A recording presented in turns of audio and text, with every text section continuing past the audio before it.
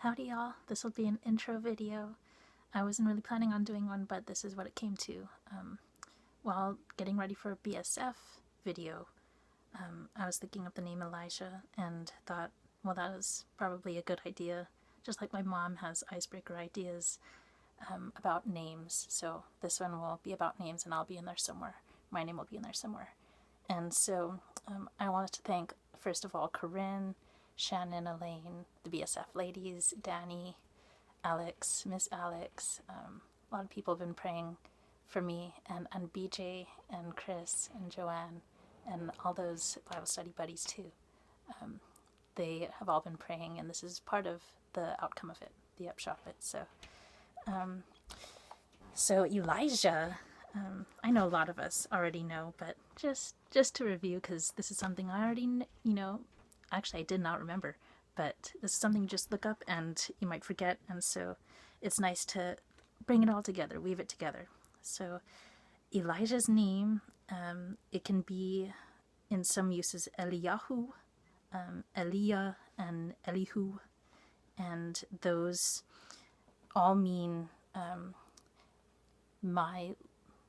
the Lord is my God. So my is understood, it's not said, I believe.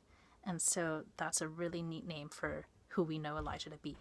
And so I also I like to make allusions. You'll learn that as I go. And so Dana and Eliyahu Dinar of Haifa are very good jewelers, very personalized jewelers. So always use them if you can and if you need.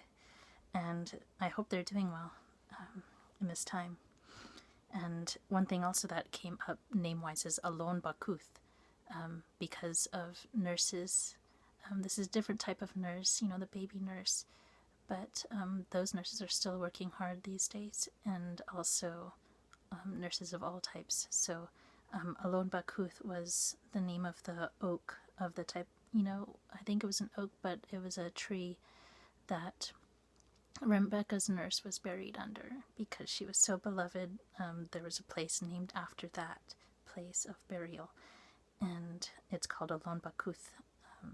And Allon, I think, is the name of a type of shrub, and then bacuth is related to baka, bakia, baka, and those have to do with weeping and tears. And you'll hear something like it in the Valley of Baca, in Psalm 84, I believe. Thank you, Pastor Dave, who went through it with us. And that is, the Valley of Weeping or the Valley of Hardship. And it will be turned into a spring, that valley. And so it's a neat thought that the land drinks up our tears, our blood, as you hear of with Abel, first of all. And just that it becomes a spring afterwards of fresh water, not salt water, but fresh water.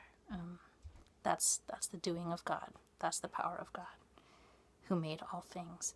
And also, so that made me think: is Becca and Baca related to Rebekah? And no, her name is closer to the name we know as Rivka these days, and it's Ribka, but that's a kof, I believe, and it's not a kaf. It's not. It's a Q, not a K, in English. And her name means choice calf, and I thought that was interesting because she liked the son. That was the peaceful one, the tent dweller, and didn't favor, at least, like her husband Isaac did, the son that loved getting game and making the kills and bringing them home for dinner.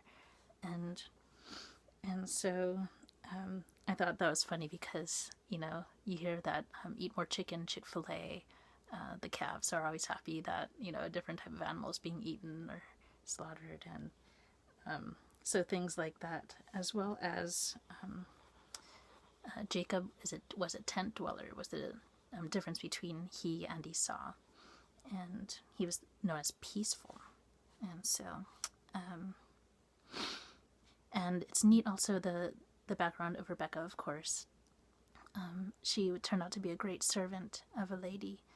The first meeting was with the servant, in fact, of Abraham, who was looking for a wife for his son, and he didn't want them to be of a certain ethnic group of people he knew who would turn his son away from the Lord. And so he went afar, his servant went afar, and the angel of the Lord went before him.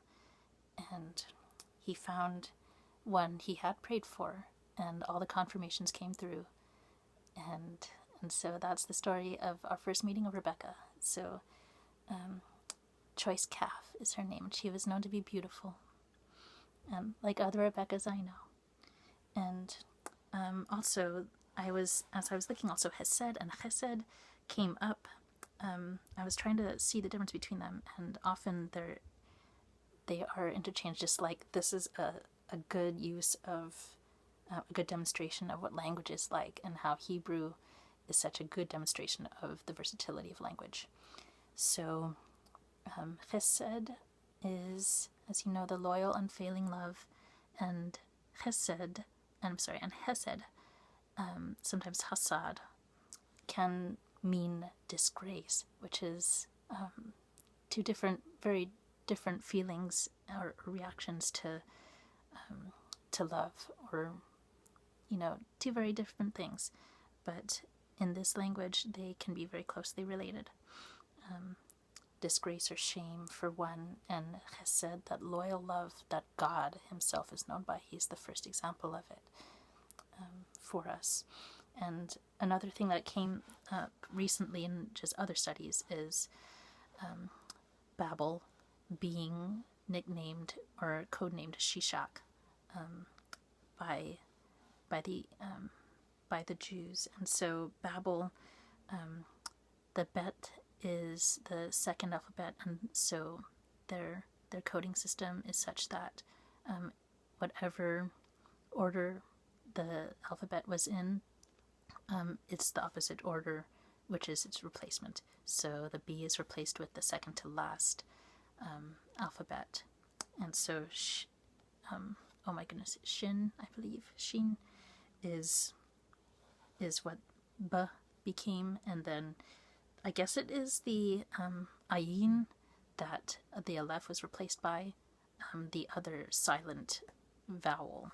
And so Sheshak, so ba, b, sh, sh, and the A and E were interchanged, and the C, the Kaf, not the Kof, the K is what became of the L, because Lamed is the same beginning to end. It's the exact central alphabet, but it was replaced by the K in the coding system, the secret coding system. So it's neat that Sheshak is the term for Babel used by the Hebrews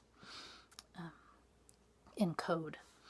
And so these are all just interesting things, aren't they? I thought they were so interesting. And so these are the types of things I'll be sharing with y'all, just things that come up as I study, and hopefully have come up as you study, and we'll just enjoy them together. So, and also back to, I forgot to mention, because I didn't follow my entire train of thought for this, but that second son, the favoring of the second son, which came with Esau and Jacob, will later be with his sons. Joseph, his sons, Joseph's, Ephraim and Manasseh, and we see that actually before that with Cain and, I don't know if it was Cain and Abel, or if those were a different order, but so we see that several times, that the younger will serve the older, the older will serve the younger, and that's against the will of man, but it's and the traditions of men, but it was the Lord's way, and it's indeed a son of Israel who would be Messiah, and he would not be the one to just bring in the kingdom first of all, but he would bring in the kingdom after conquering something else first, which that was knowledge that we didn't really understand, but if you look for it in your scriptures, you will find it. That only Messiah answers and fulfills the scriptures that are some of the most painful to read, but they are about the one that you want to save you and to reign over you.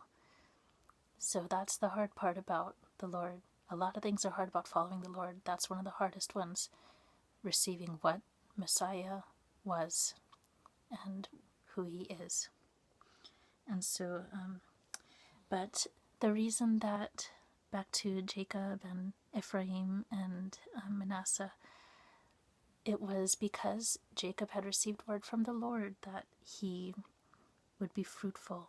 That was a prophecy given to him. So because of that, he was believing that Ephraim would be the one,